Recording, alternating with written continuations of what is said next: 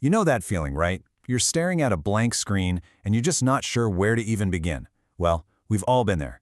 Today, we're going to gently pull back the curtain on a tool that's pretty much essential for school, for work, and even just for organizing your thoughts, the word processor.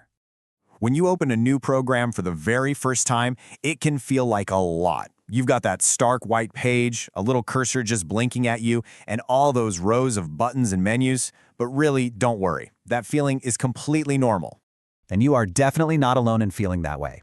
The good news is, getting started is way easier than it looks. We're going to walk through the absolute basics together, from creating your very first document to adding a little bit of your own style, and then, of course, making sure all your work is saved safely. Okay, so first things first, what exactly is this tool we're talking about? Let's break down what a word processor is at its most basic, simple level. Think of it as your digital pen and paper, but with some awesome superpowers. It's really just a software program that's designed to help you do four main things: create, edit, save, and print any kind of document you can think of, whether it's a simple shopping list or a massive school report. All right, enough talk. Let's get practical. It's time to create your very first document. We're going to see just how simple it is to get your thoughts out of your head and right there onto the screen. And the process really is this straightforward. First, you just open up the application. The moment you do, 9 times out of 10, a new blank document is just waiting for you. From there, all you have to do is start typing. That's it. You've officially started your first document. See? Easy. Okay, now that you've got some words on the page, we can move on to the really fun part, making it look good. This is what we call formatting, and it's how you give your document a bit of personality. And more importantly, it makes your writing much clearer and easier for other people to read. So let's use this simple sentence as our starting point. As you can see, it's pretty plain, just basic text without any styling at all. Think of this as our before picture. Now let's add a little bit of flair. To change how the text looks, you first need to tell the program which text you want to change.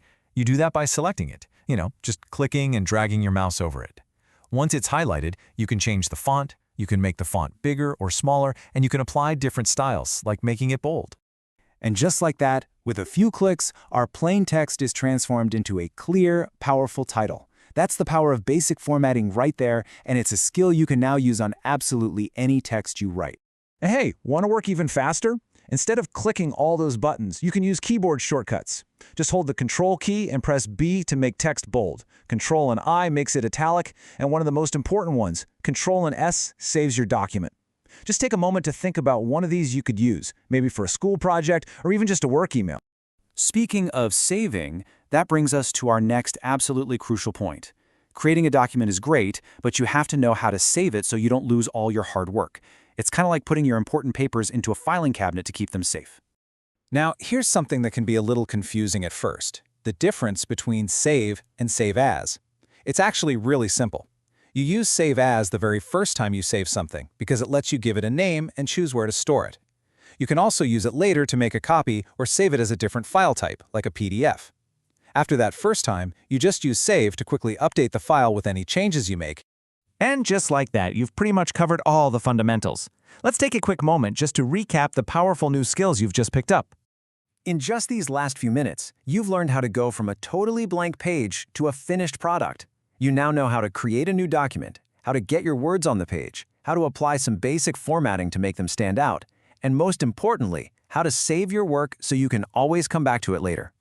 So that blank page, it doesn't seem quite so intimidating anymore, does it? Now it's just a canvas for all of your ideas.